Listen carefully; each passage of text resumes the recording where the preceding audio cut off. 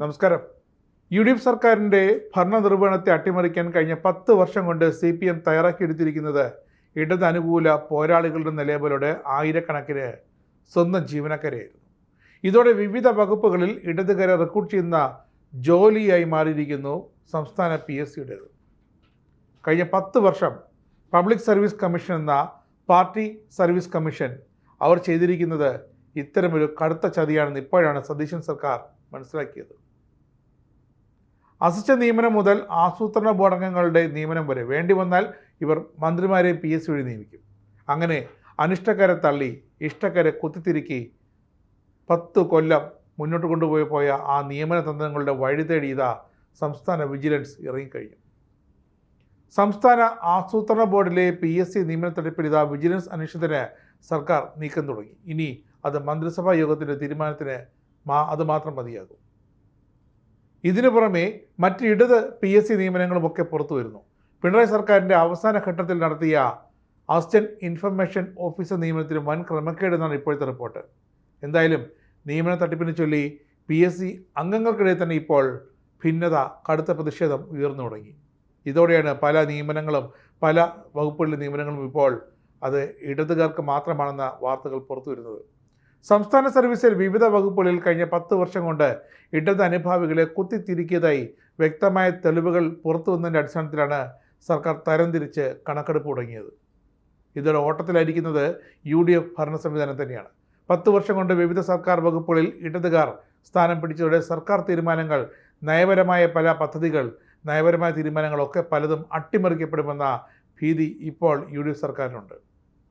മുൻ PSC യോഗത്തിലെ തീരുമാനപ്രകാരം ആഭ്യന്തര വിജിലൻസ് SPയെ കൊണ്ട് അന്വേഷണം നടത്തിക്കുന്നതിന് പകരമായി PSC ചെയർമാൻ ഇടപെട്ട് അത് അട്ടിമറിച്ച് വകുപ്പിലെ പരീക്ഷാ കൺട്രോളറെ ചുമതലപ്പെടുത്തിയതിനെതിരെ ഒരു വിഭാഗം അംഗങ്ങൾ ഇപ്പോൾ പരസ്യമായി രംഗത്ത് വന്നു. ഇവരെല്ലാം VD സതീശൻ സർക്കാരിന് തങ്ങളുടെ പ്രതിഷേധം അറിയിച്ചു കഴിഞ്ഞു. ഈ വിഷയത്തിൽ അടിയന്തരമായി സമഗ്ര പോലീസ് അന്വേഷണം വേണമെന്ന ആവശ്യം ശക്തമായി ഉന്നയിക്കാനും ഏതാനും PSC അംഗങ്ങൾ ധൈര്യപൂർവ്വം രംഗത്ത് വന്നിട്ടുണ്ട്. ആസൂത്രണ ബോർഡിലെ 3 വിഭാഗങ്ങളുടെ ചീഫ് തസ്തികയിലേക്കുള്ള പൊതുപരീക്ഷയിൽ 10 ഉത്തരങ്ങൾ മൂല്യനിർണ്ണയം നടത്താതെ ഇവർ അങ്ങ് ഒഴിവാക്കി. ഇതിൽ 2 തസ്തികകൾ പിന്നീട് റാങ്ക് പട്ടിക പ്രസിദ്ധീകരിച്ച് 2 പേർക്ക് നിയമനം നൽകി. PSC തങ്ങളുടെ പിഴവ് സമ്മതിച്ചെങ്കിലും ഉത്തരക്കടലാസ് പുനർമൂല്യനിർണ്ണയം നടത്തി റാങ്ക് പട്ടിക പരിഷ്കരിക്കണമെന്ന ആവശ്യത്തിൽ ഒരു നടപടിയുമില്ല. എടുത്താൽ എടുത്തത് തന്നെയാണ്. മാർക്ക് കുറഞ്ഞവർക്ക് PSC അംഗങ്ങളുടെ വക ഇന്റേണൽ മാർക്കിട്ട് അവരെ 1 റാങ്കിലേക്ക് എത്തിച്ചതിൻ്റെ രേഖകളടക്കം ഇപ്പോൾ ഇതാ പുറത്തു വന്നിട്ടുണ്ട്. ഇതിനിടെയാണ് പിണറായി സർക്കാരിൻ്റെ അവസാന ഘട്ടത്തിൽ PSC നടത്തിയ PRD വകുപ്പിലേക്കുള്ള അസിസ്റ്റന്റ് ഇൻഫർമേഷൻ ഓഫീസർ നിയമനത്തിൽ വൻ ക്രമക്കേട് തന്നെയാണ് നടന്നിരിക്കുന്നതെന്ന റിപ്പോർട്ടും പുറത്തു വന്നിരിക്കുന്നത്. റാങ്ക് പട്ടികയിലെ 15 പേർക്കായി PSC യോഗ്യതകളിൽ മാറ്റം വരുത്തിയെന്നാണ് ഞെട്ടിക്കുന്ന വിവരം. 100ഓളം ഉദ്യോഗാർത്ഥികൾക്ക് വ്യാജ പ്രവൃത്തി പരിചയ സർട്ടിഫിക്കറ്റ് നൽകാൻ PRD ഒത്താശ ചെയ്തെന്നും രേഖകൾ ഇപ്പോഴിതാ വ്യക്തമാക്കുന്നു.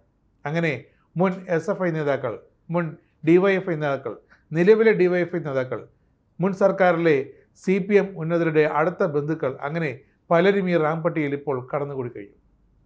മാധ്യമപ്രവർത്തന മേഖലയിൽ, സ്വകാര്യ മേഖലയിൽ അല്ലെങ്കിൽ PRDയിൽ 2 വർഷത്തെ പ്രവൃത്തി പരിചയം നിർബന്ധമായിരുന്ന തസ്തികയിലേക്കാണ് ഒരു യോഗ്യതയും ഇല്ലാത്ത യൂട്യൂബുകാരന്മാർക്കായി നീലക്കൂലന്മാരെയൊക്കെ ഉൾപ്പെടുത്തിക്കൊണ്ട് ഈ സർട്ടിഫിക്കറ്റുകൾ ഇപ്പോൾ ചമച്ചു കൊടുത്തിരിക്കുന്നത്.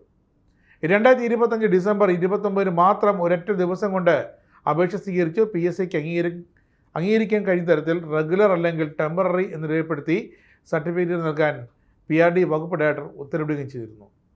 അതാണ് PRD ചെയ്ത ഏറ്റവും വലിയ ചതി. ഒരു പരിചയമില്ലാത്തവർക്ക് PRDയുടെ പല വിഭാഗങ്ങളിൽ, പല വകുപ്പുകളിൽ അവർ മാധ്യമ ജോലി ചെയ്തെന്ന ടെമ്പററി അല്ലെങ്കിൽ റെഗുലർ സർട്ടിഫിക്കറ്റ് അടിച്ച് കയ്യിൽ കൊടുത്തു. ഒരു ഉദ്യോഗാർത്ഥി തെളിവ് സഹിതം നൽകിയ പരാതിയെ തുടർന്നാണ് അഡ്മിനിസ്ട്രേറ്റീവ് ട്രിബ്യൂണൽ നിലവിൽ ഈ നിയമനങ്ങളൊക്കെ തടഞ്ഞു വച്ചിരിക്കുന്നത്. സർട്ടിഫിക്കറ്റുകളിൽ ക്രമക്കേടുണ്ടെന്ന് പ്രാഥമികമായി ബോധ്യപ്പെട്ടു കഴിഞ്ഞു. കാരണം ഇത്രയും പേർ PRDയുടെ ഏതൊക്കെ വിഭാഗങ്ങളിൽ ജോലി ചെയ്തു എന്ന് വിശദീകരിക്കാൻ PRD വകുപ്പിനായില്ല. PRDയിലെ ഡെപ്യൂട്ടി ഡയറക്ടർ മുതൽ ഇങ്ങ് താഴേക്ക് അസിസ്റ്റന്റ് ഇൻഫർമേഷൻ ഓഫീസർ വരെയുള്ള തസ്തികകളിലൊക്കെ ഇടതുകാരെ കുത്തി നിറച്ചിരിക്കുകയായിരുന്നു.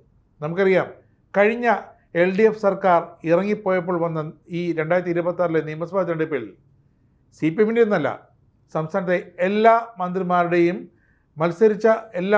വീണ്ടും മത്സരിച്ച എല്ലാ ഇടത് LDF മുന്നണിയിലെ മന്ത്രിമാരുടെയും പി ആർ വർക്ക് ഏറ്റെടുത്ത് ചെയ്തത് ഇതേ PRDയിലെ മുതിർന്ന ഉദ്യോഗസ്ഥർ തന്നെയാണ്. PRDയിൽ നിലവിലൊരു പ്രൊഡ്യൂസർമാരുടെ ഒരു വീഡിയോ കണ്ടന്റുകൾ നിർമ്മിക്കാൻ പ്രൊഡ്യൂസർമാരുടെ ഒരു പാനൽ ഉണ്ടായിരുന്നു, ഒരു പാനൽ ലിസ്റ്റ് ഉണ്ട്. ഇവരാണ് കഴിഞ്ഞ 10 വർഷമായി PRDക്ക് വേണ്ടി നിരവധി സർക്കാരിന് വേണ്ട സർക്കാരിൻ്റെ ക്ഷേമ പ്രവർത്തനങ്ങളും സർക്കാരിൻ്റെ വികസന പ്രവർത്തനങ്ങളുമൊക്കെ വിവിധ മേഖലകളിലേക്ക് എത്തിക്കുന്ന ഒരുപാട് വീഡിയോകൾ ഡോക്യുമെൻ്ററികളൊക്കെ ചെയ്തുകൊണ്ടിരുന്നത്. ഈ പാനലിലെ പ്രൊഡ്യൂസർമാർ ഇറക്കിയാണ് PRDയിലെ ചില മുതിർന്ന ഉദ്യോഗസ്ഥർ ഇത്തവണത്തെ 2026 നിയമസഭാ തെരഞ്ഞെടുപ്പിൽ മന്ത്രിമാർക്ക് വേണ്ടി ലക്ഷങ്ങൾ വാങ്ങി PR പണി ചെയ്തത്. അതിൻ്റെ വ്യക്തമായ തെളിവുകളും ഇപ്പോൾ UDF സർക്കാരിന് ലഭിച്ചിട്ടുണ്ട്. എന്തായാലും തോറ്റ മന്ത്രിമാരടക്കം ഈ പണം തിരികെ ചോദിച്ചതാണ്. തോറ്റ മുൻ മന്ത്രിമാർ റോഷി അഗസ്റ്റിനടക്കം ഈ പണം തിരികെ ചോദിച്ചതാണ് ഇപ്പോൾ സംഭവം പുറത്തു വരാൻ കാരണം. എന്തായാലും മറ്റൊരു വലിയ വിവാദത്തിലേക്കാണ് ഇത് വിരൽ ചൂണ്ടുന്നത്. കാരണം സർക്കാർ സർവീസിലിരിക്കെ സർക്കാരിൻ്റെ മുഖം നന്നാക്കേണ്ട മാധ്യമ വിഭാഗമായ INPRD വിഭാഗത്തിലിരിക്കെ രാഷ്ട്രീയ പ്രവർത്തകർക്ക് വേണ്ടി പിണിയാളുകളെ വെച്ച് അല്ലെങ്കിൽ ജോലിക്ക് ആളിനെ വെച്ച് PR വർക്ക് ചെയ്ത കൂട്ടത്തിൽ ഒരുപാട് മുതിർന്ന PRDയിലെ ഉദ്യോഗസ്ഥർ കുടുങ്ങുമെന്നതിൽ യാതൊരു സംശയമില്ല. ഇതിനിടയ്ക്കാണ് ഇപ്പോൾ വിജിലൻസ് വരാൻ പോകുന്നത്.